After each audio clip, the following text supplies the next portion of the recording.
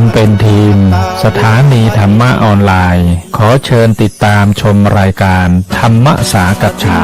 สนทนาธรรมตามการคุยทุกเรื่องทุกประเด็นเติมธรรมะให้หัวใจเติมอาหารใจเติมพลังใจให้ตนเองเป็นประจำทุกวันเวลา 20 นาฬิกาเป็นต้นไปโปรดกดปุ่มติดตามและกด Subscribe เมื่อทำเป็นทีมมาเราจะได้พบกันเพื่อรับฟังสารธรรมข้อคิดดีๆมากมายรับบุญง่ายๆด้วยการกดแชร์เผยแพร่เป็นธรรมทานสัพพะทานังธรรมทานังชินาติการให้ธรรมะย่อมชนะการให้ทั้งปวง1แชร์1บุญมีค่าเท่ากับเผยแผ่ธรรมะให้กว้างไกลแชร์ไปมากยิ่งได้บุญมากเป็นการเปิดโอกาสให้คนได้รับฟังธรรมพบปัญญา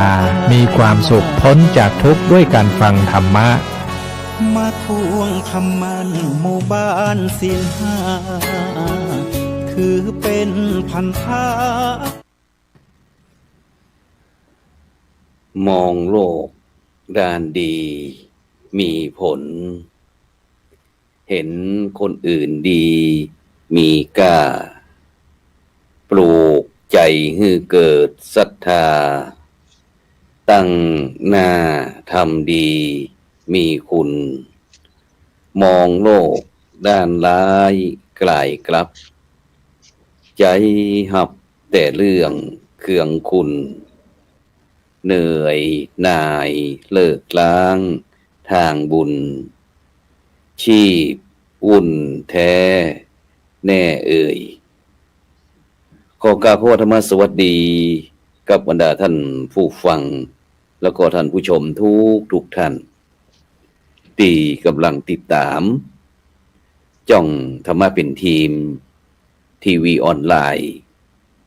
กลุ่มพระสงฆ์อุบาสกอุบาสิกา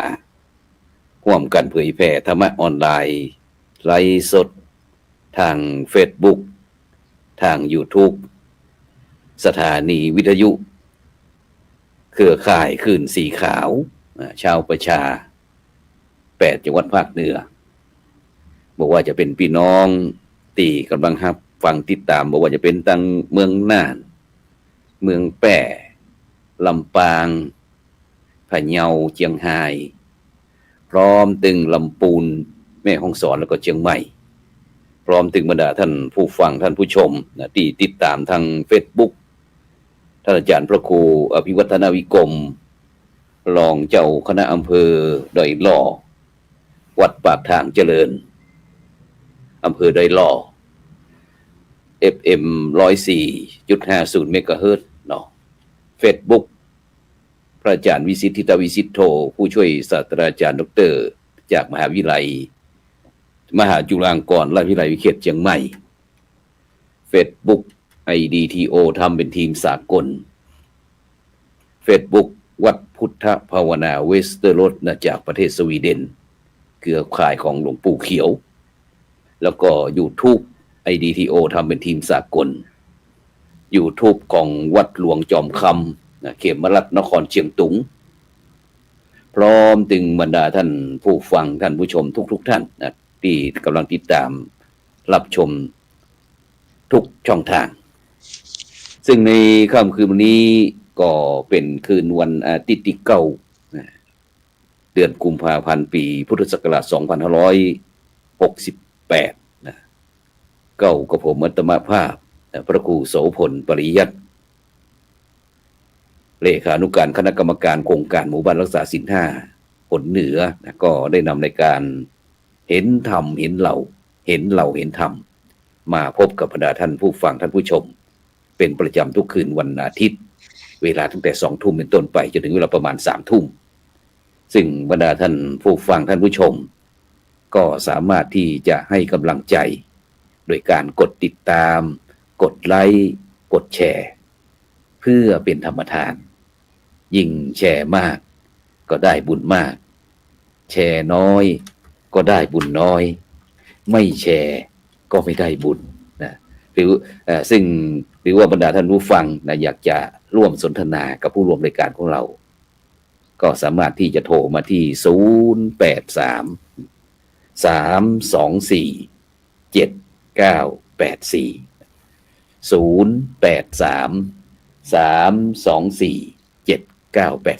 นะซึ่งช่องธรรมะเป็นทีมทีวีออนไลน์ของเราก็ได้รับการสนับสนุนจากมูลนิธิ1016เพื่อการกุศลโดยท่านอาจารย์เจ้าคุณพระวิสุทธิวัชราภรณ์ครูบาขาววัดลัทธิวันพระนอนขอนตาลรองเจ้าคณะอำเภอแม่ริมมูลนิธิโพธิยไลมูลนิธิลุ่มน้ำโขงมหาวิทยาลัยมหาจุฬาลงกรณราชวิทยาลัยเขตเชียงใหม่โครงการวัดประชารัฐสร้างสุขพร้อมทั้งโครงการหมู่บ้านรักษาศีล5หน่วยอบรมประชาชนประจำตำบลนะที่ของแล้วก็โดยเฉพาะคณะสงฆ์จังหวัดเชียงใหม่โดยพระเดชพระคุณหลวงพ่อพระเทพสิงหวราจารย์ดร.รองเจ้าคณะจังหวัดเชียงใหม่ฝ่ายเผยแผ่นะที่ได้ให้ทั้งกำลังใจแล้วก็กำลังทรัพย์กับช่องธรรมะเป็นทีมของเราด้วยดีตลอดมานะครับซึ่งวันนี้ก็เช่นเดียวกันบรรดาท่านผู้ฟังนะวันนี้ก็ถือว่าเป็นวันที่สำคัญอย่างยิ่งนะโดยเฉพาะสายบุญต่างๆนะจะต้องฟังนะเพราะว่าวันนี้เราจะสนทนากันเรื่องว่าทำไมถามบรรดาท่านผู้ฟังท่านผู้ชมด้วยนะทำไมต้องครูบาเจ้าศรีวิชัยฝากเป็นคำถามไว้ด้วยทำไมต้องครูบาเจ้าศรีวิชัยเพราะวันนี้นั้นวันนี้ผู้ดำเนินรายการเองนะได้เดินทางไปที่จังหวัดพะเยานะแล้วก็ได้ไปร่วมงานกับพระมหาเถระนะซึ่งมีบทบาทในการที่จะอนุรักษ์สิ่งแวดล้อมโดยการใช้หลักธรรมในทางพุทธศาสนาประยุกต์ให้เข้ากับวิถีชีวิตของพี่น้องประชาชนนะจะเป็นรูปแบบใดเดี๋ยวเรามาคุยกันเพราะว่าวันนี้เราได้รับความเมตตาจากพระมหาเถระนะแล้วก็ผู้ทรงคุณวุฒิทรงเกียรติอย่างยิ่งนะที่เป็นผู้ที่จะมาเสริมเติมเต็มให้ข้อมูลกับพวกเราว่าบุคคลทำไมวันนี้รายการเราจะต้องทำไมต้องครูบาเจ้าศรีวิชัยนะครับฉะนั้นไปพบกับผู้ร่วมรายการท่านแรกเข้าไปที่พระเดชพระคุณท่านอาจารย์เจ้าคุณพระโกษัยเจติยาลักษณ์ด็อกเตอร์นะครับหลวงพ่อรองเจ้าคณะจังหวัดแพร่นะครับเจ้าอาวาสวัดพระธาตุช่อแห่พระอารามหลวงอำเภอเมืองแพร่จังหวัดแพร่นมัสการครับท่านอาจารย์เจ้าคุณครับผมครับถวายความเคารพครับท่านอาจารย์มโกโสพลปริยัติครับครับทราบข่าวว่าครูบาอาจารย์พระมหาเถระพระมัชฌิมเถระพระอนุเถระพระสงฆ์สามเณรจุตบโจรทุกรูปด้วยความเคารพอย่างสูงขอเจริญพรท่านผู้ชมสาธุชนทุกท่านที่รับชมรายการสดๆนี้แล้วก็ผู้ร่วมรายการโดยท่านอาจารย์ดร.ดิเรกด้วยกันได้ร่วมรายการวันนี้ดีใจยินดีเต็มใจเป็นอย่างยิ่งที่เข้าร่วมรายการวันนี้นะครับกับสาธุครับได้ยินท่านอาจารย์อูเมืองแล้วผมตื่นปืออกปึ่มปือใจเพราะว่าถ้าคนเมืองบ่อูเมืองแล้วบ่ฮู้ใครจะบ่อูเมืองกลับไปที่ท่านที่2เลยครับผู้ร่วมรายการเข้าไปที่ท่านอาจารย์ดร.ดิเรกอินจันทร์จากมหาวิทยาลัยราชภัฏเชียงใหม่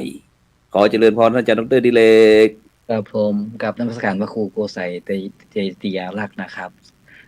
แล้วก็ท่านพระครูโสพลนะครับแล้วก็ครูบาอาจารย์ทุกเจ้าพระเนรที่รับฟังทุกท่านนะครับเราสวัสดีพี่น้องคนฟังทุกคู่ทุกคนครับผมครับสาธุครับงั้น วันนี้เราก็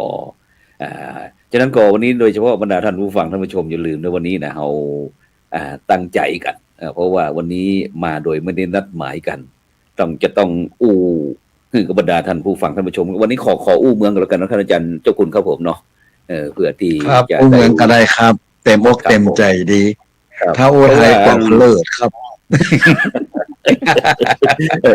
ขออนุญาตดร.อาจารย์ดิเรกด้วยนะเพราะว่าบรรดาท่านผู้ฟังทั้งหลายวันนี้ก็อาจจะเสียงทะแม่งโมเอาทั้ง2รูปแล้วก็อีก1คนเนี่ยเสียงคล้ายๆกันนี่นะครับนะจะเลิศไปทั้งที่อื่นพ้องก็ต้องขอสุมาเอาไปด้วยฉะนั้นเราจะไปเริ่มที่ท่านอาจารย์เจ้าคุณพระโกษัยเจติยาลักษณ์นะครับหลวงพ่อดร.รองเจ้าคณะจังหวัดแพร่ซึ่งวันนี้ได้มีโอกาสเดินทางไปทางพะเยาพะย่าอย่างครับท่านอาจารย์ครับวันนี้อาจารย์เจ้าคุณครับวันนี้นะครับก็ได้ไปร่วมประกอบพิธีออกเมนพระราชทานเพลิงศพของพระเดชพระคุณหลวงพ่อพระโสพลพัฒนโดมอดีตรองเจ้าคณะจังหวัดพะเยากิตติมศักดิ์อดีตเจ้าอาวาสวัดโพธารามอำเภอเมตรใหญ่จังหวัดพะเยาเนาะซึ่งเฮาก็ห้องกันสั้นๆว่าหลวงพ่อครูบาศิเหลาอีนะ นะเพราะ ครับ ว่า แม่นครับ หลวงพ่อเนี่ยเป็นต้นบุญต้นแบบแผนแบบอย่างแบบฉบับล้าเรื่องด้วยกันเป็น ครับ พระนักพัฒนาเป็นพระนักการศึกษา นักพัฒนาสิ่งแวดล้อมวัด ครับ ป่าเศรษฐตาแม่น้ำอืม เรื่องของการขับเคลื่อนนะฮะเรื่องของวัฒนธรรมประเพณีนะครับ ว่าสายใยชุมชนอีนะทำนองนี้อีนะครับ เรื่องของการประพฤติวัดปฏิบัติธรรมตัวการศึกษาปริยัตินักธรรมบาลีสามัญตัวเนี่ยทำนองเนี้ย ครับ หลายสิ่งหลายอย่างหลวงพ่อเป็นผู้บุกเบิกด้านของการดูแลรักษาสิ่งแวดล้อมนะครับเพราะฉะนั้นหลวงพ่อมีวิสัยทัศน์มีความคิดกว้างขวางว่าต่อไปจะมีภาวะโลกร้อนนะจะมี PM 2.5นะของเขาช่วยกันเรื่องสิ่งแวดล้อมให้ดีเนอร์อีเนี่ยช่วยกันปลูกป่าช่วยกันดูแลน้ำตาหาฝนให้น้ำของบึงคลองต่างๆมื้อนี้ช่วยกันรักษามื้อนี้ซึ่งเป็นสิ่งที่หลวงพ่อได้ทำไปแล้วก็มองเฮาได้ไปศึกษาประวัติและผลงานต่างๆก็ได้หันได้เข้าใจในเรื่องราวตีผลงานหลวงพ่อได้หนังสือมาเล่มนึงเนี่ยหนังสือเล่มนี้จัดดีมาก จะได้หนังสืออย่างเกี่ยวกับเรื่องอย่างอันนี้หนังสืออนุสรณ์งานพระราชทานเพลิงศพพระโสพลพัฒนโนดมสีเหล่าอาคาปุญญมหาเถระเนี่ยก็จากคณะสงฆ์คณะสงฆ์พระนักพัฒนาชุมชนภาคเหนือมูลนิธิโพธิยาลัยมจร.สนดอกเจียงใหม่นะอันนี้เป็นเพ้นถวายมอบเป็นธรรมนาการในงานออกไปทั้งหมดเลยเล่มนี้จัดดีมากเลยก็ศึกษาอ่านได้นะครับ เพราะว่าแต่คืนนี้ตั้งคพชน.หรือว่าเครือข่ายพระนักพัฒนาชุมชนภาคเหนือของเราก็ได้ไปร่วมเป็นเจ้าภาพนะครับแล้วก็ได้ร่วมเป็นเจ้าภาพสนับสนุนเรื่องการพิมพ์หนังสือแห่งส่วนหนึ่งนะครับแต่ตรงนี้คุณซึ้งว่าจะเป็นท่านอาจารย์จากเชียงไฮ้ครับหลวงตุลุงเปิ่นนั่นตุลุงพระครูอย่างก็ไปประสิทธิ์หรือว่าเป็นถอดบทพระครูประสิทธิ์บุญญาคมหรือว่าสมหมายจันหลวงเป็นการสัมภาษณ์ของหลวงพ่อหลวงพ่อพระโสพลพัฒโนดมว่าเป็นมีแนวความคิดจะได้ก็ถอดบทออกมาแล้วทำเป็นหนังสือนี่ก็เป็นบทนะบทสำหรับบุคคลแบบบทเสกสมปล่อยพิธีกรรมกองหลวงเข้าวัดจมสังขารคัมภีร์ใบลานการแบ่งบทนูนเนี่ยหาคัมภีร์ใบลานคำอธิบายเกี่ยวกับคัมภีร์ใบลานรัฐาตาของแต่ละไว้ข้าวสอนปีน้องธรรมดาสัตโลกคำตั้งถวายครูบาศิลธรรมศิลธรรมตานขันเข้าปัญญาขี้เล่าหมอกม่วนสโลกวิหารแม่กระด้างล่างน่าสนใจมากเลยเนี่ยอันนี้ก็เย็บมาเนี่ยถ้าหากใครได้ก็ไปขออันนี้คืนนี้ประกำลังเผาจริงตอนเนี้ยเวลานี้ขาดว่าเนี่ยอันสงสัยจะบ่มีขายบ่มีจำหน่ายครับอาจารย์เจ้าคุณครับเพราะว่าเขาได้เป็นงานที่ระลึกหนังสือที่ระลึกที่ในงานพิธีพระราชทานเพลิงศพของหลวงพ่อเจ้าคุณโสพลพัฒโนดมนะครับซึ่งความจริงครับแต่คืนนี้ตั้งคพชน.ของเขาหรือว่าเครือข่ายพระนักพัฒนาชุมชนภาคเหนือเขาก็ตั้งใจครับบอกว่าแรกๆก็ได้ปรึกษากับท่านอาจารย์เจ้าคุณพระเมธีวชิรคุณนะครับผู้ช่วยรองศาสตราจารย์ดร.นะครับที่รักษาการเจ้าวาดวัดโพธารามว่าในก็คพชน.หรือว่าเครือข่ายพระนักพัฒนาชุมชนภาคเหนือเฮามาแล้วก็อยากจะพอมีผู้ที่เคยร่วมงานนะครับกับหลวงปู่สีเหลานะครับหรือว่าท่านอาจารย์หลวงปู่พระโสพลพัฒโนดมนะครับพอดีมันแต่คืนนี้มันชุกละหุงนะครับก็เลยความจริงเขาตั้งเตรียมเวทีสัมมนาเสวนาไว้แล้วนะครับเตรียมกล้องเตรียมอย่างไว้หมดแล้วนะครับแต่ก็เลยก็โอนไปก็เตรียมไว้แล้วพร้อมจะเข้าไปนั่งแม่นครับพร้อมจะเข้าไปนั่งสารเสวนาครับขึ้นหัวข้อวิ่งจอมดนะครับแล้วแต่คืนนี้จ้องทีวีออนไลน์จ้องเป็นทำเป็นทีวีออนไลน์เขาก็ได้ไลฟ์สดตลอดเลยนะครับก็ว่าจะเอาได้มีการเสวนาโดยเพื่อที่จะให้บรรดาท่านผู้ฟังท่านผู้ชมได้อันเรียนรู้ได้รับฟังเกี่ยวกับว่าพระสงฆ์ต้นแบบที่โดยเฉพาะถือว่าเป็นพระบูชารูปแรกที่บวชป่า เพราะว่าถ้าเป็นอุปชฌาย์นี่ความจริงมันจะต้องบวชพระบวชเนรนะครับนี่เป็นอุปชฌาย์บวชป่านะครับนี่นะเนี่ยเลยเป็นความเป็นที่มาที่ไปเรื่องบรรดาท่านผู้ฟังท่านผู้ชมทั้งหลายฉะนั้นก็ในคืนวันนี้ก็เช่นเดียวกันเมื่อเราได้แม้กระทั่งหลวงพ่อเจ้าคุณโกไสยเจติยาลักษณ์หรือว่าพระมหาเถระวันนี้ล้วนไปนี่โอ้โหระดับงานนี้เจ้าขุนมุนนายหรือว่าเจ้าขุนของเขาตั้งแต่จันทร์สามัญพวกเราไปขึ้นไปปัดโอ้เป็นร้อยบนนะครับนั่นนะที่ เต็มอันคลองวัดเลย ครั เต็ บ มคลองวัดดีสำนักไปบัตรธรรมประจำจังหวัด แม่น นะ วัด แห่ง แต่ แห่ง จัดงานบ่ได้ เงา ต้องไปออก บ่ได้ จัดที่ศูนย์ปฏิบัติธรรมสำนัก นั่นแหละ ขยายออกมา เออ เต้นกับหลังจาดกว้างนี่แน่นะปราสาทนกฮัสเดลิงปุ่นนะศาลาลาย ครับ ศาลาบาทเต็มหมดนะครับ นะญาติโยมเป็นปันๆนะครับ พระเจ้าพระสงฆ์สามเณรเป็นร้อยๆนะครับ ครับ มันเป็นนั้นรู้สึกว่ามันเป็นประวัติศาสตร์ของวัดเหมือนกันครับอาจารย์ครับเนาะเพราะว่านี่คือรางวัลนักรบกองทัพธรรมอาจารย์ครับเป็นจะได้พ่องหันว่าอัน ถ้าเป็นผู้เจ้ามาผู้เจ้าหลวงก็นะถ้าเป็นผู้เจ้าหลวงที่ตนเท่าตนแก่ก็จะได้นกฮัสดีลิงเป็นรางวัลนี่นะครับเนาะ แต่ถ้าพ่อหนุ่มเน้นน้อยที่เดี๋ยวนักทำงานนี่ก็มันแน่ก็อาจจะได้ปราสาทนี่นะครับเนาะ ครับนะ เป็นจะได้พ่องครับรางวัลนี้อาจารย์ว่าอันนะไอ หันเปิ่นนี่เราอันภาคภูมิใจแต้นเปิ่นของก่อนนี่หันพระสงฆ์องค์เจ้าเขาที่ไอ้ ก็ นักสู้ตลอดชีวิตเนี่ยได้รับรางวัลแบบนี้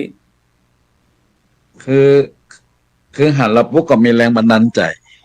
อืม มาแรงบันดาลใจว่ายุคพระมหาเถระที่เขาหันยังมีชีวิตอยู่ แล้วก็มีโอกาสได้ร่วมร่วมการทำงานร่วมสนองงานได้หู้ได้หัน อันนี้ก็ถือว่าเป็นความโชคดีระดับหนึ่ง และความโชคดีมากกว่านั้นถ้าย้อนหลังไปในยุค 2400 เนี่ย ก็จะมีตนบุญนะท่านอาจารย์พระครูโสพลนะฮะตนบุญมากกว่านั้นก็จะมีแหมที่เขากำลังจะเข้าสู่ประเด็นวันนี้ให้เจ๊งหลวงพ่อเจ้าคนสี่เหล่านี่ก็ถือว่าเป็นยุค2,500กันแล้วกัน ครับแม่น ของเขานี่ก็เป็นยุคตามตัวลงมาแหมเขาพยายามจะเช็คไทม์ไลน์ว่า ยุคก่อนยุคก่อน2,000เขาที่ยุคของพระสงฆ์รุ่นอายุ50จะก้าวเข้าสู่60และยุคพระมหาเถระอายุ70 80 90ก็ยังมีแหมแต่ยุค2,400เนี่ย2,400เนี่ยจะมีครูบาอาจารย์ที่ย้อนยุคลงไปที่เขาก็หู้จักกันติดหูติดตาเกิดมาผมก็ได้ยินตลอดก็คือครูบาเจ้าศรีวิจัยนะครับครูบาเจ้าศรีวิจัยผมเกิดมาผมก็ได้ยินแล้วนะครูบาตนบุญนี่แหละครูบาเจ้าศีลธรรมนี่นะครับนะฮะ อยู่ที่เมืองแปร่นี่ ยัง นะ มีเหรียญอยู่เลยครับ ได้ ผม เหรี ได้ ยญ ยินนะครับยังมีเหรียญอยู่ว่าเหรียญครูบาเจ้าศรีวิจัยเนี่ยก็ได้ยินเจอิมมาตลอดนะครับฟังคิดฟังใจมาตลอดนะ แล้วก็อันถ้าเราอันสังเกตเหรียญนึงอาจารย์นอกจากมีผ้าปกคลุมอะไรนะเขาก็จะหันซี่โครงนี่เนาะเขาก็ไอ้อย่างนั้นแน่อยู่นะ เป็นสัญลักษณ์ที่เขาก็ช เขา อบ หมายความว่าครูบาก็คือลูกศิษย์ลูกหาเป็นผู้ยกยอเนาะยกยอปอปั้นขึ้นนะฮะปัจจุบันตัวของครูบาเป็นคนตีห้องตัวเก่าลูกศิษย์ลูกหาเป็นผู้ยกยอยกยอขึ้นยกย่องแล้วครูบาก็เป็นตนบุญนำพาลูกศิษย์ลูกหาญาติโยมได้พัฒนาวัดวาอารามศาสนาเพราะฉะนั้นถ้าเขาเป็นพระยุคปัจจุบันนี่เขาก็นึกถึงครูบาอาจารย์ที่ใจคำว่าครูบาอีไหนพอได้ยินว่าครูบาแล้วมันมีความหมายความว่ามีความเต็มใจมีความมนต์ขลังมีอย่างอยู่ในด้านจิตใจเขาเรียกว่าจิตวิญญาณนี่นะเป็นผู้นำด้านจิตวิญญาณความหมายของแล้วท่านอาจารย์เจ้าคุณได้ยินคำว่าครูบานี่อาจารย์เจ้าคุณลองนับพอดูเอามีครูบาอย่างพ่อที่อาจารย์พอจะจำได้นี่ถ้าผมจะจำได้หนึ่งครูบาเจ้าศรีวิจัยละต่อมาก็คือครูบากัญจนะมหาเถรที่ผมได้ยินได้ฟังนะครูบากัญจนะมหาเถรที่ว่าเป็นผู้คัดลอกครูบาสุงเมนจากสุงเมนของเทวัดสุงเมนนี่นะอันนี้คือในยุคครูบาอาจารย์ดั้งเดิมแต่นี่นะนั่นแหละครูบาดั้งเดิมแต่เนี่ย ครับ อืม เปิ้นไปจานไปคัดลอกคัมภีร์โบราณจากพระสิงห์เชียงใหม่พ่องจากหลวงพระบางพ่อง แล้วเอามารวมกันที่วัดสูงเมนเนี่ยผมก็ฮู้จักแต่ยะอันนี้คือครูบามาเก่ามาแก่ ครูบา ต้น กัญ เห จ นี่ย นะ เต้ วัด ตัว สุ นี้ เมนแล้วก็ ครับ ครูบาศรีวิชัยสอง ใช่ครับ แล้วก็จะได้ยินเห็นครูบานี่ก็ครูบาข่าวปีเนาะอาจารย์เจ้าคุณเนาะ ก็ได้ยิน เ อันนี้ก็ตีละปูนครูบาข่าวปี แบบอภิ นาย ชัย กของ ขาว ครู ปี บาศรีวิจัยแล้วก็วัดพุทธปาตาพาเนี่ยก็ฮู้จักครูบาพรหมมา ครูบา ที่เนาะ ครูบาพรหมมา ครูบาพรหมมา อืม ครูบาผมอาจารย์ดิเรกรู้จักครูบาอย่างพ่อง เออนะครับผมมาเกิดผมก็ถ้าจะถามว่ารุ่นที่ผมใหม่ๆที่ฮู้จักเนี่ยสมัยอยู่บ้านเนี่ยยุคที่เกยตันมาบวชเนนผมก็เป็นเนนมาก่อน ถ้ารุ่นใหม่ก็น่าจะเป็นครูบารุ่นที่ยังมีอยู่ครูบามนตรีครูบาที่วัดหนองจันทร์พระธาตุหนองจันทร์ครับ วัดพระธาตุดอยสุโธนมงคลคีรีเสรีธรรม แล้วที่นี่ อย่างก็ไม่ก็ ครับผมวัดพระธาตุสุโธนครับครูบามนตรีแล้วก็ อืม ครูบาวัดพระธาตุหนองจันทร์นะครับ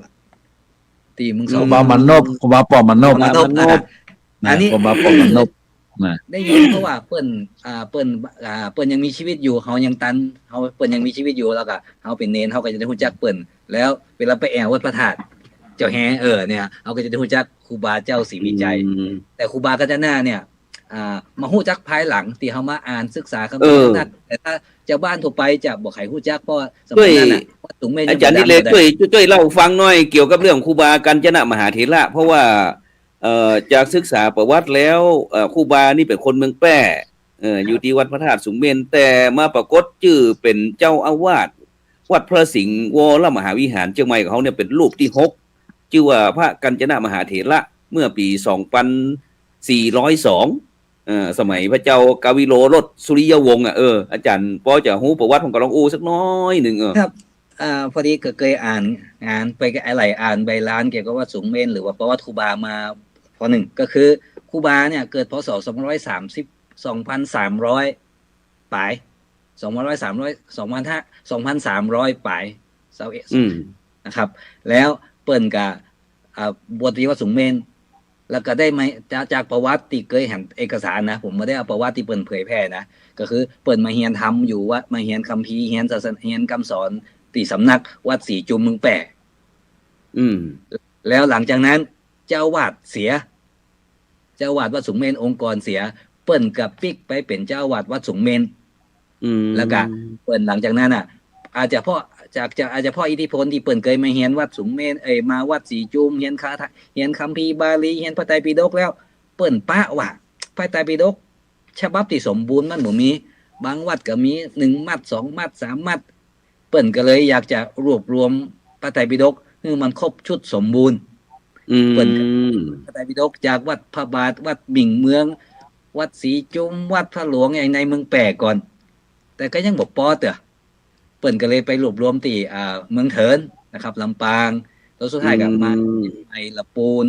พดไปหอเมืองน่านแล้วหลวงพระบางแล้วคัมภีร์โบราณที่เปิ้นไปอ่านไปศึกษาแล้วเปิ้นก็คือลูกศิษย์ลูกหามีคนที่ร่วมทำบุญกับเปิ้นคัดลอกใบลานเก็บไปวัดสูงเมนครับแต่ประวัติที่ว่าเป็นเจ้าวาดวัดพระสิงห์เนี่ยบ่ใครแน่ชัดต่อได้นะครับบ่ได้หลักฐานที่ชัดเจนเพราะว่าเปิ้นบันทึกไว้เป็นลายลักษณ์อักษรเลยว่าพระกัญจนะมหาเถระปี2402เป็นเจ้าอาวาสวัดพระสิงห์รูปที่6นะฉะนั้นนี้ถ้าเฮาได้เกริ่นไว้เรื่องครูบาต่างๆในภาคเหนือของเขาซึ่งถ้าเขาจะนึกถึงครูบาปัจจุบันเนี่ยถ้า50 ปีเขาจะต้องย้อนไปกับที่จังตุงเนาะเพราะจังตุงเขานี่ยังมีการที่จะยกยอครูบาพระสงฆ์องค์เจ้าที่หันว่าที่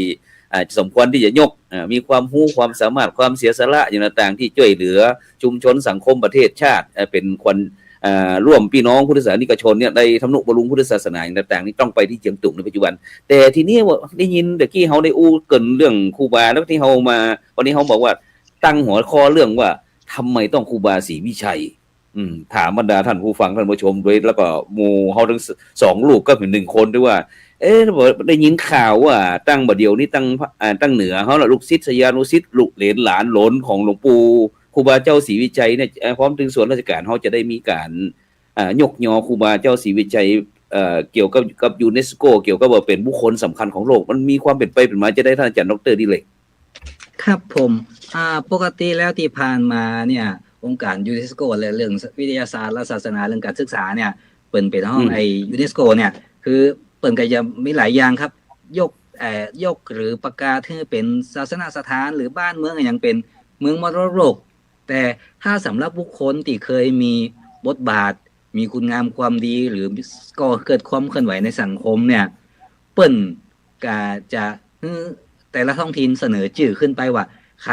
ควรจะเป็นบุคคลสำคัญของโลกแต่เปิ้นก็จะเน้นว่าต้องให้เป็นวาระพิเศษนะครบรอบ50 ปี100 ปีวันเกิดวันตายหรือเกิดเหตุการณ์อย่างขึ้นมาอย่างที่ผ่านมาก็มีหลวงพ่อพุทธทาสหลวงปู่มั่นสมเด็จพระวชิรยานวโรรสถ้าเป็นตู้เจ้าที่เคยได้รับยกย่องนะเมืองไทยเขาก็เคยมีมีเจ้าบ้านมีแม้กระทั่งมีสมเด็จพระพี่นางนี่นะคนไทยเขาก็ทรงแล้วก็เปิดได้รับประกาศเป็นบุคคลสำคัญของโลกแล้วแต่ว่าปัจจุบันเนี่ยเจ้าเชียงใหม่ละปูนเป็นเก้าแล้วก็จวนทั้งคนทั้งภาคเหนือทุกจังหวัดเนี่ยที่รู้จักกับครูบาเจ้าศรีวิจัยเนี่ยพยายามจะหาข้อมูลกันแล้วเขาเกิดว่าครูบาเกิดพศ2421ถ้านับไปถึงปัจจุบันหรือถึงไปหน้าน้อยนึงเนี่ยพศจะเปิ่นจะครบรอบวันเกิดเปิ่น150 ปีเป็นโอกาสที่สามารถจะขอได้ถ้า130 ปี120 ปีเปิ่นก็ว่ามันจังหวะบ่ดีนะต้องเอาให้มันครบ50 ปี150 ปี100 ปีครับแล้วครูบาเนี่ยปี2571ครูบาเจ้าศรีวิจัยเปิ่นจะครบรอบชาตการ150 ปีอ๋อครับฉะนั้นถ้าเป็นปัจจุบันนี่ก็เป็น147 ปีเนาะครับผมก็เลยเตรียมข้อมูลกันว่าปัจจุบันเนี่ยตอนที่ข้างก้อนรัฐบาลเพิ่นก็รับรองยื่นรับข้อเสนอพร้อมกับอนุมัติงบประมาณมีกระทรวงวัฒนธรรมกรมการศาสนากับสหวัฒนธรรมวัดเชียงใหม่ในภาคเหนือเนี่ยช่วยกันประชุมแล้วก็คือมอบหมายว่าอันนี้ไปเรียบเรียงประวัติมาไปหาข้อมูลเกี่ยวกับชีวิตเพื่อจะแปลเป็นภาษาอังกฤษแล้วส่งไปให้ยูเนสโกพิจารณาเปิดพิจารณาปุ๊บถ้าเปิดประกาศปุ๊บเนี่ย2571เขาจะฉลองครูบาเจ้าศรีวิจัยครับครบรอบชาตการครับตอนนี้คณะกรรมการกำลังดำเนินงานกันอยู่ครับสาธุฉะนั้นก็หมายความว่าถ้าครูบาเจ้าศรีวิจัยยังมีอายุอยู่เพราะว่าเมื่อกี้ท่านอาจารย์ดิเรกบอกว่า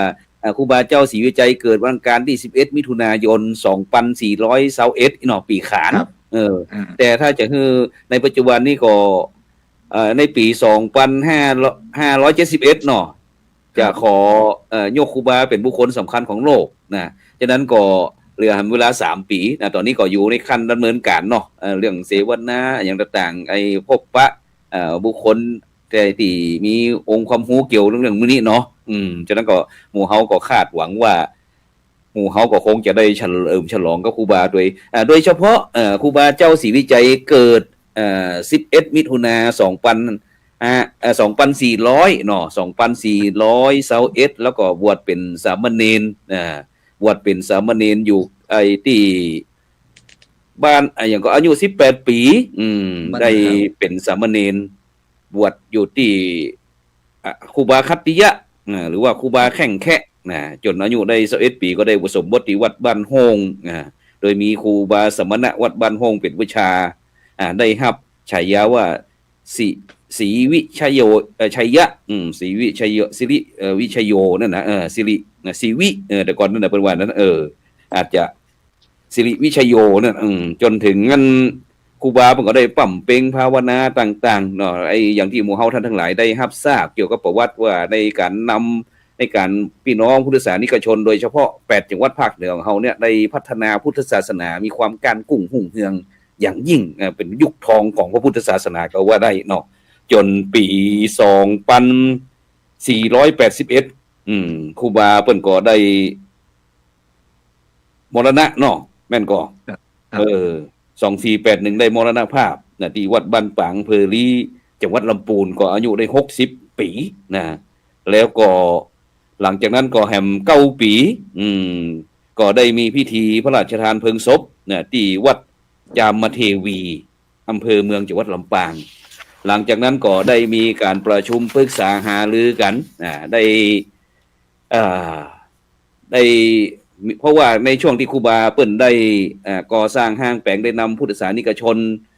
ตึงพี่น้องต่างๆตึงกลุ่มชาติพันธุ์ต่างๆได้พัฒนาพุทธศาสนาทั่วจังหวัดเขาเนี่ยซึ่งก็มีพี่น้องตึงเมืองแป่เมืองน่านลำพูนลำปางแป่น่านพะเยาต่างไหลกันไปไหลกันมา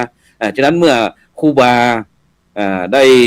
มรณภาพแล้วเปิ้นก็ต่างคนก็ต่างอยากจะเอาครูบาเนี่ยไปไว้ตีกราบตีไว้สักการะบูชาของคนพี่น้องศิษยานุศิษย์ในจังหวัดนั้นๆนะซึ่งโดยเฉพาะก็ได้แยกอัฐิกระดูกเป็น7ส่วนส่วนที่1ก็วัดแน่นอนละวัดจามเทวีที่จังหวัดลำพูนส่วนที่2ก็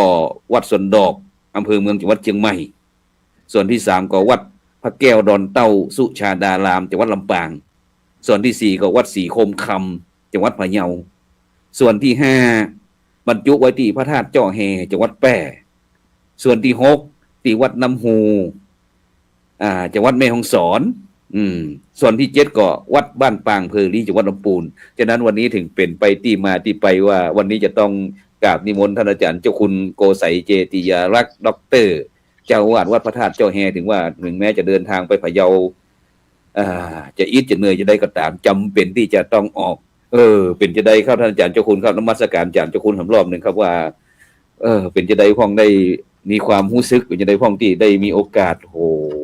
เป็นเจ้าอาวาสพระอารามหลวงที่มีความสำคัญของเมืองแปร่ด้วยนะครับเนี่ยวันนั้นครับผมครับต้องขอกราบไปสาคารวะเนอนะก็ถ้าจะพูดถึงประเด็นตรงนี้นี่เนี่ยมันยาวเนาะ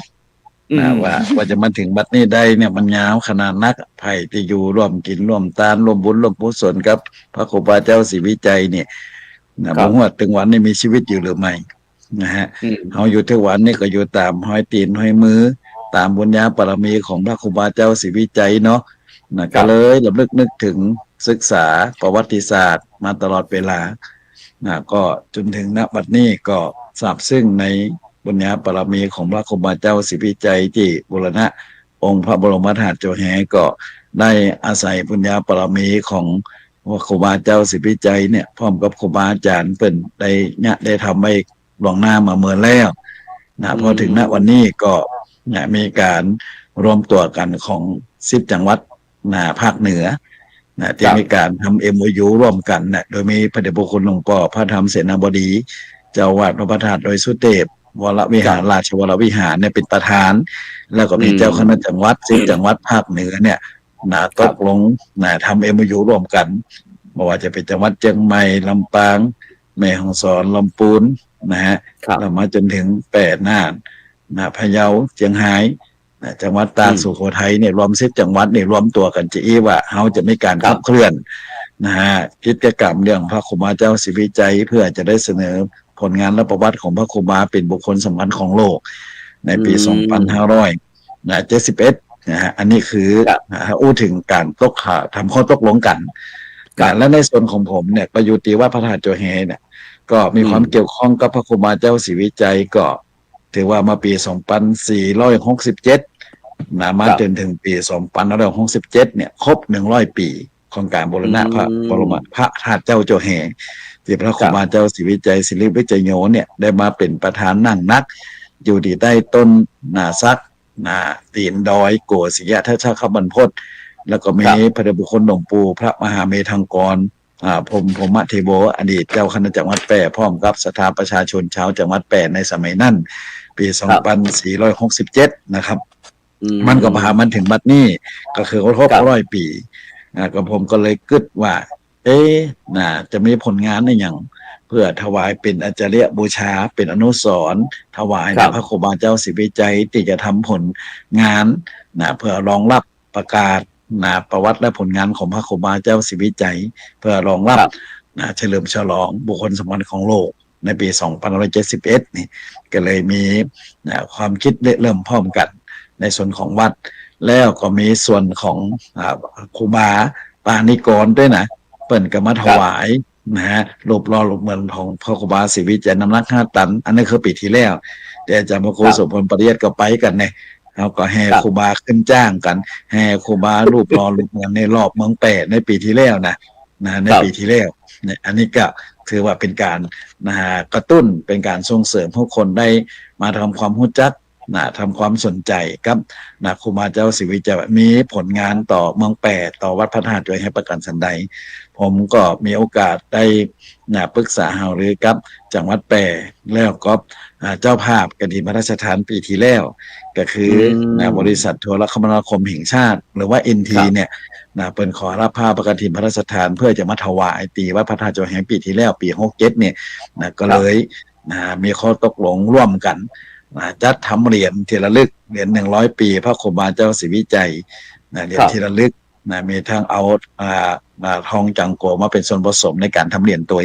ก็ปรากฏว่าได้เงิน โดยเสด็จพระราชกุศลในการถวายผ้าพระกฐินพระราชทานนี่จำนวนเบื้องต้น6 ล้านบาท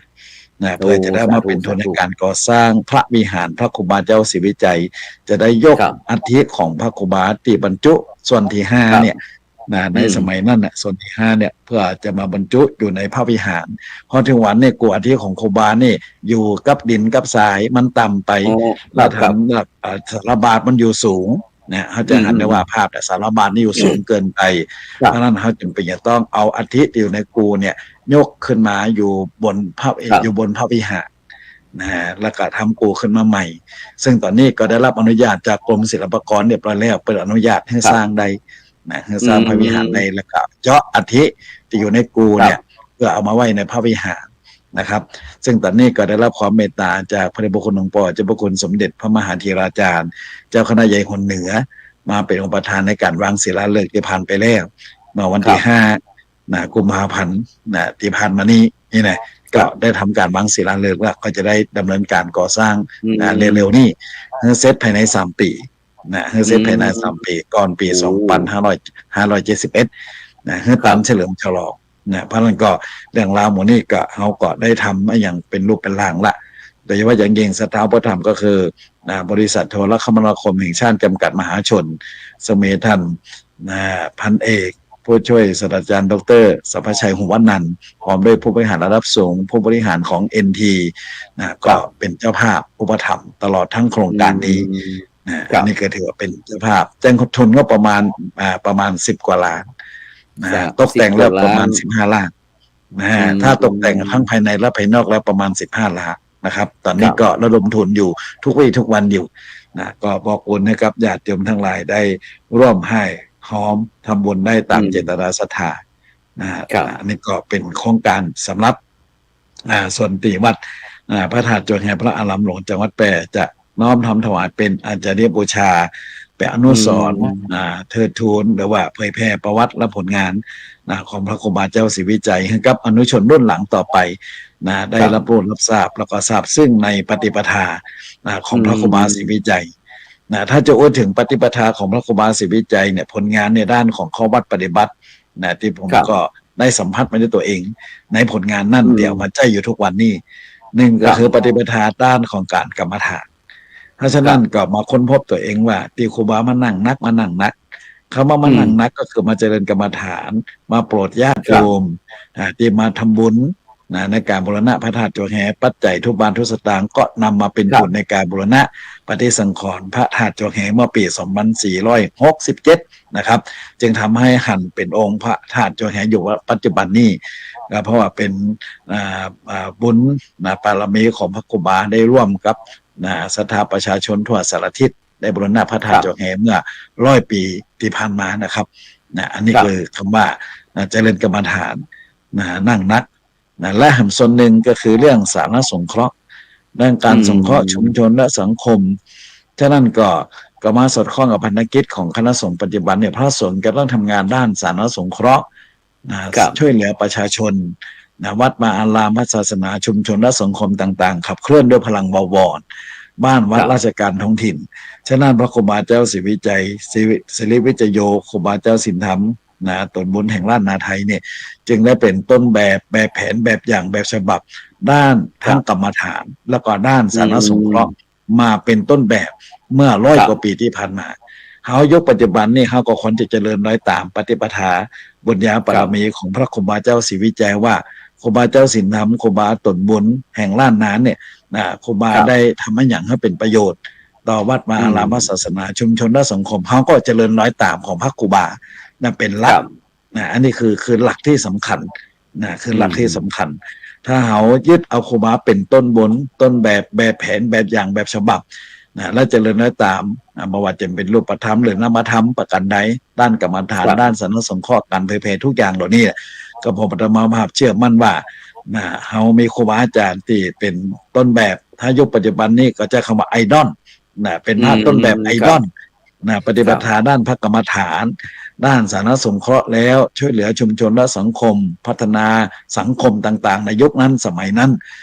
เขาเป็นพระรุ่นใหม่เขาก็ศึกษาประวัติศาสตร์ไทม์ไลน์เรื่องราวต่างๆสตอรี่ที่ผ่านมาเป็นอย่างไรยุคปัจจุบันนี่เขาก็ต้องศึกษาย้อนหลังไปในอดีตนะครับเขาก็จะสามารถที่จะมีความ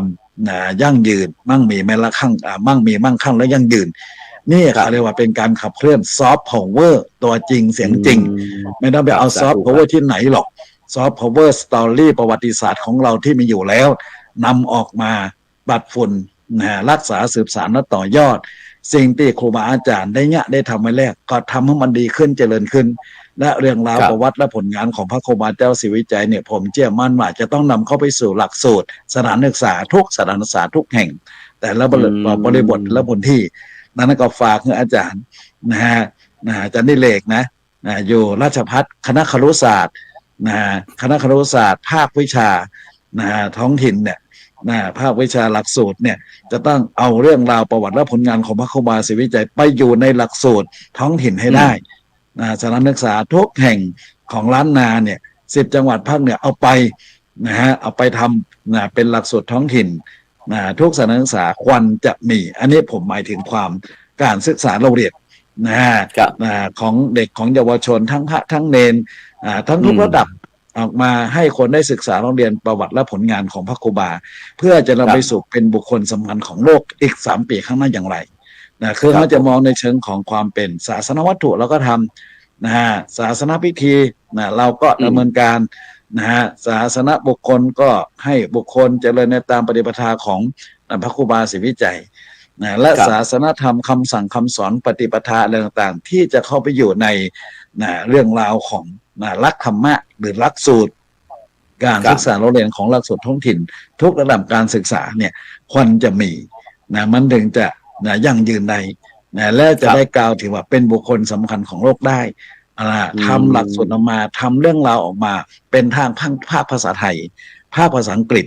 ภาคภาษาจีนภาษาอะไรต่างๆทั่วโลกเผยแพร่แปลออกมาให้หมด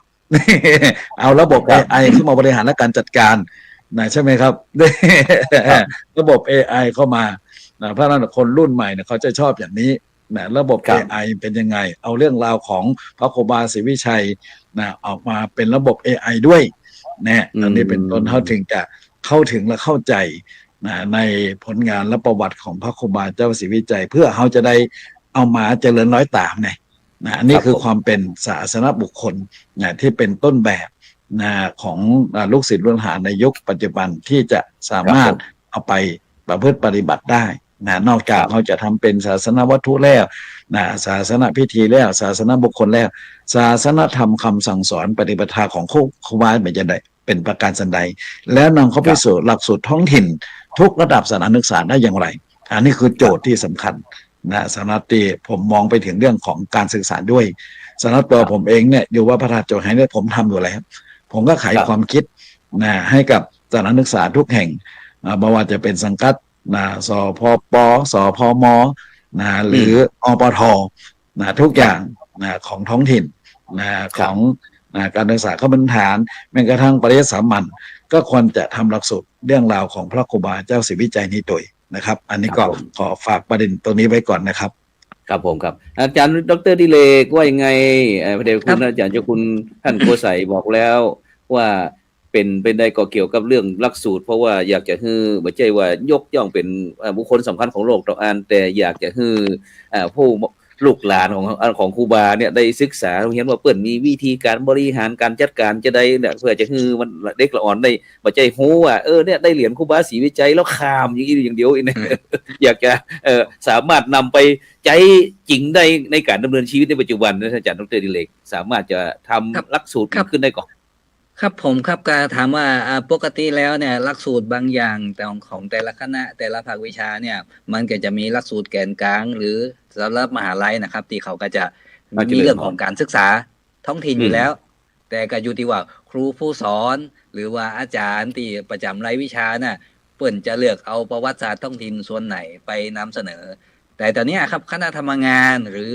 หลายองค์กรก็พยายามจะผลักดันเนี่ยครับว่าเฮาฮู้จักแต่ครูบาอาจารย์ทั้งภาคกลางนักอันนี้ก็เฮาได้เรียนกันหมดเฮาฮู้จักกันหมดออกสื่ออย่างนักแต่ว่าครูบาอาจารย์ของท้องถิ่นเฮาก็บ่ได้รับการเผยแพร่อย่างเท่าใดก็มีการพยายามจะผลักดันอยู่ครับรวมถึงระดับประถมมัธยมก็มีคนคิดเสนอแนวคิดที่อ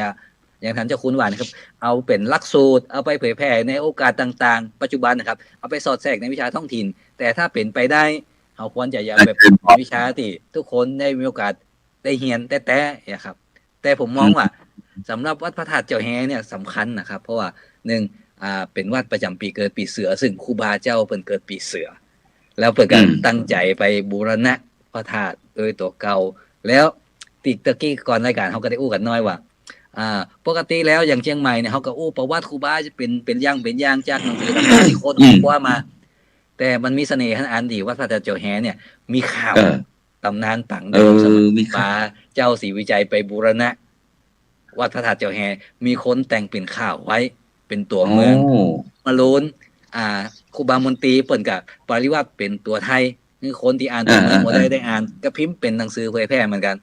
ทีนี้พิมพ์เผยแพร่ไปแล้วเนี่ยก็หวังว่าถ้ามีงานเฉลิมฉลองมีอย่างเงี้ยท่านเจ้าคุณอาจจะต้องซ้อคนมาอ่านข่าวเพื่อฟังแหละครับจะได้เล่าประวัติตัวอาจารย์ดิเลกไงอ่านข่าวเนี่ยมันน้อยไปต้องแข่งขันประกวดข้าวสร้างบูรณะพระธาตุเจ้าแฮเนี่ยเอามาลาตายกันเลยเดี๋ยววันนี้เนี่ยงานประเพณีพระธาตุเจ้าแฮปีนี้เนี่ยอาจจะประกวดข้าวนะก็ได้มาโชว์เสียงวันนี้ก็ได้นะแต่ลักๆก็ต้องมีเสียงดีๆเก่งๆแล้วเอาข่าวม้วนๆครับมาอ่านข่าวภาษีวิจัยคือคนเมืองแปะหรือคนทั้งหลายได้ฟังแล้วเขาก็ถือโอกาสเนี้ยแข่งประกวดข่าวประกวดตัวเมืองประกวดอะไรยังก็ไปอย่างใดคือเขาไม่เกิดกิจกรรมที่ได้ม่วนกันแล้วก็ส่งเสริมเพื่อศิลปวัฒนธรรมเกี่ยวกับครูบาครับโอเคแจ๋วเลยท่านอาจารย์เจ้าคุณครับเมื่อกี้ได้ยินท่านอาจารย์ดิเลกได้อู้ถึงเรื่องข่าวเรื่องเคลียร์เกี่ยวกับเรื่องที่ครูบาเจ้าศรีวิจัยได้มาบูรณะปฏิสังขรณ์วัดพระธาตุเจ้าแฮของแล้วนะครับซึ่งครูบาเพิ่นก็ได้วัตถุประสงค์เพิ่นก็คือเป็นที่กราบสักการะบูชาทำคุณงามความดีทำให้คนเข้าวัดแล้วก็ได้เจริญจิตภาวนาได้ทำหน้าที่ของพุทธศาสนิกชนในยุคเมื่อสมัยก่อนเมื่อ60-70 ปีก่อนนะครับแล้วมันนี้ครูบาเพิ่นได้วางหีดหอยแล้วทีนี้ครูบามาใหม่เอานะครับได้มีการต่อยอดของครูบาเจ้าศรีวิชัยจะได้พ้องครับในโดยเฉพาะในการบริหารการจัดการวัดพระธาตุเจ้าแฮในยุคปัจจุบันนะครับต่อยอดจากครูบาเจ้าศรีวิจัยจะได้พ้องครับท่านจะพูดครับการที่หมดครับก็ประการที่หนึ่งก็ผมก็มองไปตีเรื่องข้อวัดปฏิบัติด้านของเจริญกรรมฐานนะครับวัดพระธาตุเจ้าแฮทุกวันนี้ก็ถือว่าเป็นสำนักปฏิบัติธรรมประจำจังหวัดแพร่แห่งที่2เราก็ได้รับจัดตั้งให้เป็นสำนักปฏิบัติธรรมที่ได้รับมติจากมหาเถรสมาคมโดยการใช้ปฏิบัติธรรมตามแนวสติปัฏฐาน 4อันนี้ผมมีความเชื่อมั่นและเชื่อใจเรียกว่าขาดบ่ได้ครับเรื่องของการปฏิบัติวิปัสสนากรรมฐานตามแนวสติปัฏฐาน 4ล่าสุดจนถึงมายุคที่พระเดชพระคุณหลวงปู่พระพรหมมงคลวิปัสสนาหลวงปู่ทองศิริมังคโลก็ได้มาเปิดป้ายสำนักปฏิบัติธรรมนี่ก็ถือว่าเป็นครูบาอาจารย์ที่เป็นต้นแบบเรื่องของการเจริญวิปัสสนากรรมฐาน นี่คือในส่วนของเรื่องของพระกรรมฐานเรื่องของสาธารณสงเคราะห์นะครับวัดพระธาตุจัวแหนี่ก็ถือว่าเป็นศูนย์สาธารณสงเคราะห์ของมหาเถรสมาคมขอประจำจังหวัดแปรซึ่งกระผมอาตมาภาพพระโกษัยเจติยราชเนี่ยรองเจ้าคณะจังหวัดแปรได้รับมอบหมายแต่งตั้งจากพระเดชพระคุณหลวงพ่อพระราชเขมากรเจ้าคณะจังหวัดแปรเพื่อดูแลเป็นประธานฝ่ายสาธารณสงเคราะห์อยู่แล้วนั้นการสงเคราะห์ประชาชนสงเคราะห์พระสงฆ์ด้วยกันพระช่วยพระช่วยโยมช่วยพระก็จึงเป็นพระราชธุระหน้าที่ที่กระผมอาตมาภาพได้ทำอยู่แล้วดังนั้นว่าพระธาตุจัวแหจึงเป็นศูนย์กลางของการสาธารณสงเคราะห์ของคณะสงฆ์จังหวัดแปรเชื่อมโยงไปถึงชุมชนและสังคมต่างๆและณปัจจุบันนี้เขาก็มีการขับเคลื่อนเรื่องของชุมชนคนธรรมเรื่องของพลังบวรบ้านราชการในท้องถิ่นจนทำให้เป็นชุมชนคุณธรรมต้นแบบโดดเด่นระดับประเทศได้รับรางวัลเรื่องของชุมชนยนต์วิถีชุมชนยนต์วิถีที่ขับเคลื่อนโดยพลังบวรบ้านราชการท้องถิ่นและหลักคุณธรรมอันสำคัญที่เขาจะต้องยึดในส่วนของชุมชนท้องถิ่นนั่นก็คือเรื่องของพอเพียงเรื่องของวินัยเรื่องของสุจริตและจิตอาสาขับเคลื่อนหมู่บ้านรักษาศีล 5หมู่บ้านสีขาวโครงการว่าประชารัฐสร้างสุขเรื่องของปตร่วมกับหน่วยงานภาคีเครือข่ายต่างๆแม่นหมดเลยนะครับและในปัจจุบันนี้วันพุธวันหื้อเนี่ยก็มีงานประเพณีไหว้สาพระธาตุจอมแจ้งไหว้สาพระธาตุประจำเมืองประจำต่างๆที่อยู่ใกล้ล้อมรอบพระธาตุจัวแหมันเย็น5เป็งนะครับวันพุธนี้แห่มีขบวนแห่ไหว้สาพระธาตุจอมแจ้งไหว้สาพระธาตุเกศแก้วจุลมณีสิริปุณณะและยังมาปอก็มีวัดพระธาตุดอนแก้วเตี่ยมอำเภอสูงเม่นแล้วก็วัดสีดอกแหม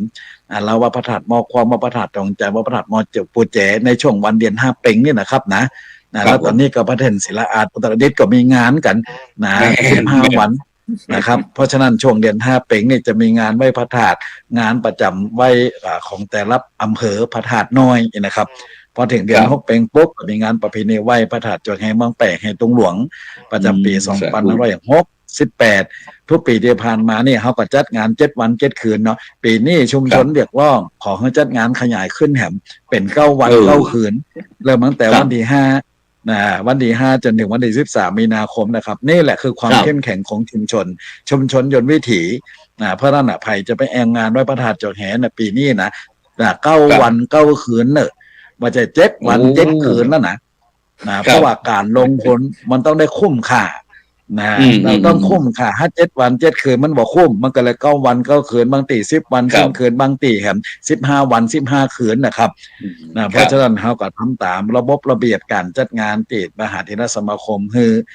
ขยายงานโดยอำนาจของเจ้าคณะภาคอนุญาตถ้าเลย7 วัน 7 คืนไปแล้วก็อยู่ในกรอบของปลอดอบายมุขตัวนะครับเขาก็ส่งเสริมเรื่องของวัฒนธรรมประเพณีอันดีงามเรื่องการเรื่องไหว้และการประกวดด้านศิลปะวัฒนธรรมอันดีงามต่างๆนะครับเพราะเขาจะพัฒนางานประเพณีไหว้พระธาตุจัวแหเนี่ยไปสู่ระดับนานาชาติระดับโลกต่อไปเป็นอินเตอร์เนาะ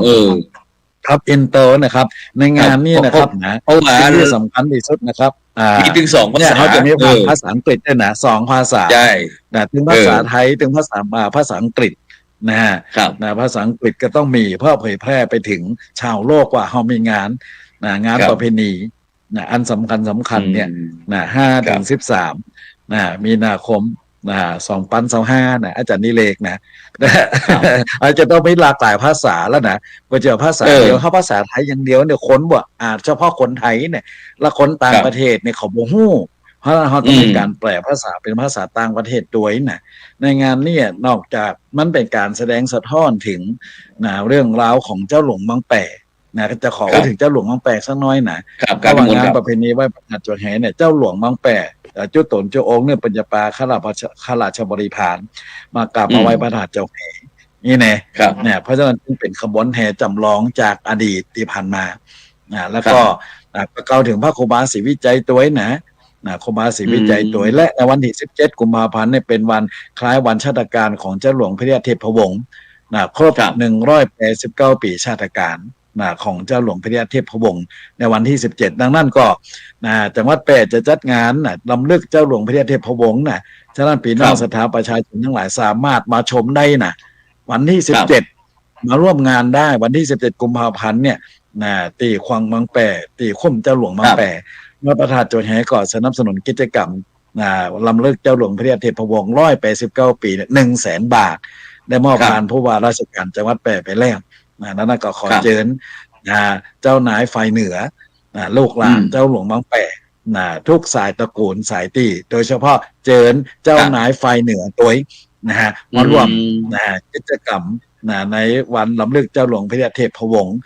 วันที่17 กุมภาพันธ์ 2568 ที่จะถึงนี่นะครับ อันนี้ก็คือป้ายที่มอบ100,000 บาทถวายรอหลวงพ่อเจ้าพระคุณสมเด็จพระมหาธีราจารย์เจ้าคณะใหญ่คนเหนือในฐานะประธานฝ่ายสาธารณสงเคราะห์ของมหาเถรสมาคม แล้วพระเดชพระคุณหลวงพ่อสมเด็จพระมหาธีราจารย์เจ้าคณะใหญ่คนเหนือก็มอบให้กับท่านผู้ว่าสมชัยเลิศประสิทธิพันธ์เงินสด100,000 บาทผู้ว่ารับแล้วก็มอบเพื่อว่าถ้าทำจังหวัดแปะเอาไปจัดงานต่อไปนี่ดังนี้เป็นต้นเมื่อวันที่5 กุมภาพันธ์ที่ผ่านมานะครับท่านเรื่องราวที่กับผมกับมาภาพได้อู้ถึงเลยว่าทำไมต้องพระครูบาศรีวิจัยก็เพราะว่าครูบาศรีวิจัยเป็นต้นบุญครูบาเจ้าศีลธรรมเป็นต้นแบบด้านปฏิบัติด้านของศิลาจารวัตรด้านกรรมฐานด้านสาธารณสงเคราะห์แล้วก็มาเชื่อมโยงถึงตีมังแปะนี่พอมีอัฐิส่วนที่5บรรจุตีวัดพระธาตุโจแหเขาก็จะได้ยกจ่องสร้างพระวิหารเพื่อยกเอาอัฐิของครูบาขึ้นประดิษฐานในพระวิหารเพื่อจะได้ยกจ่องพระครูบามีประวัติและผลงานมีอะไรต่างๆหลายๆอย่างนี่คือในส่วนพระครูบา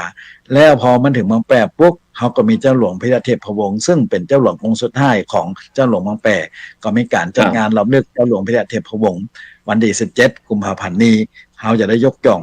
ของเจ้าหลวงเมืองแปะ189 ปีชาตการสิ่งทั้งหลายทั้งปวงบอกว่าจะเป็นเจ้าหลวงพระยาเทพวงศ์ก็ดีเข้ามาเจ้าศรีวิจัยเนี่ยมันจะมาตอบโจทย์เรื่องการขับเคลื่อนจังหวัดคุณธรรมเขาจะมีหลักธรรมของคุณธรรมที่ว่ามีพอเพียงมีวินัยมีสุจริตมีจิตอาสาและกตัญญูโดยเฉพาะกตัญญูจังหวัดแปะเป็นจังหวัดนำร่องเป็นจังหวัดต้นแบบเรื่องของจังหวัดคุณธรรม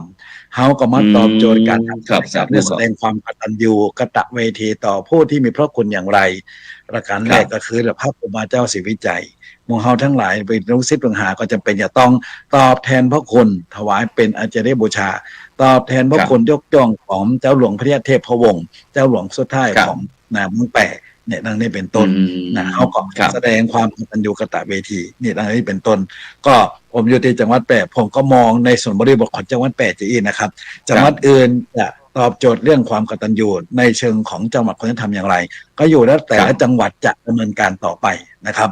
ดังนั้นก็วันนี้ก็เขาพูดถึงเรื่องประเด็นก็ทำไมต้องพระครูบาเจ้าศรีวิจัยก็เอาพระครูบาเจ้าศรีวิจัยเป็นตนบุญครูบาเจ้าศีลธรรมทำให้เป็นรูปธรรมเพื่อให้ลูกศิษย์ลูกหาลูกหลานตานเต้าได้เจริญน้อยตามนะครับเนาะและ3 ปีข้างหน้าเขาจะได้เฉลิมฉลองพระครูบาเจ้าศรีวิจัยศรีวิจัยโยจะได้เป็นบุคคลสำคัญของโลกนะครับน้องแต่วัดพระธาตุโจแหน้ำล่องให้กับจังหวัดอื่นๆขับเคลื่อนไปด้วยกันวัดนั้นอย่างเปิดกระถางมันไม่ได้จะมีปอยหลวงพระวิหารพระครูบาเจ้าศรีวิจัยแล้วเนี่ยอันนี้หลวงพ่อท่านนายกภาคผมจีนะครับโอ้ข้าสาธุประเมินเนี่ยภายใน3 ปีเฉลิมฉลองพระวิหารพระครูบาเจ้าศรีวิจัยพร้อมกับบุคคลสำคัญของโลกตัวนะครับครับสาธุครับเพราะฉะนั้นก็บรรดาท่านผู้ฟังท่านผู้ชมในวันนี้เราได้สืบสานแล้วก็มาต่อยอดในปัจจุบันนี้เกี่ยวกับเรื่องอุดมการณ์ของครูบาเจ้าศรีวิจัยนักบุญแห่งล้านนาไทยของเขาที่เขาได้ตั้งข้อว่าทำไมต้องครูบาเจ้าศรีวิจัยเป็นอย่างหมู่เขาถึงต้องรู้จักเปิ้นเพราะอย่างหลังจากนั้นก็หมู่เขาก็ไปค้นหาศึกษาลองดูแล้วก็ไปร่วมงาน150 ปีเนาะท่านอาจารย์ดร.ดิเรกเนาะที่เขาจะเตรียมตัวเฉลิมฉลองที่ยูเนสโกที่จะได้ยกครูบาเจ้าศรีวิจัยนั้นเป็นบุคคลสำคัญของโลกนะซึ่งบ่ใช่ธรรมดาฉะนั้นก็ตอนนี้หลวงพ่อเจ้าคุณพระโกษัยเจติยาลักษณ์ซึ่งเจ้าอาวาสวัดพระธาตุเจ้าแห่พระอารามหลวงปัจจุบันที่เพิ่นก็ได้มีการสืบสานต่อยอดจากหอยต่อจากครูบาเจ้าศรีวิจัยมาในปัจจุบันแล้วก็โดยเฉพาะก็วันที่วันที่5ถึงวันที่13 มีนาคม 2568นี่ก็จะเป็นงานประจำปีทุกทีนั่นจะเป็น9 วันนะท่านอาจารย์เจ้าคุณเนาะ7 วันกันคุณเตื้อเดิม7 วัน 7 คืนแต่นี่เป็น9 วัน 9 คืนแล้วครับ9 วัน 9 คืน13 มีนาคมไปได้ทุกวันเลยเลือกกิจกรรมแอลไปได้เลยครับฉะนั้นก็ท่านอาจารย์ดร.ดิเรก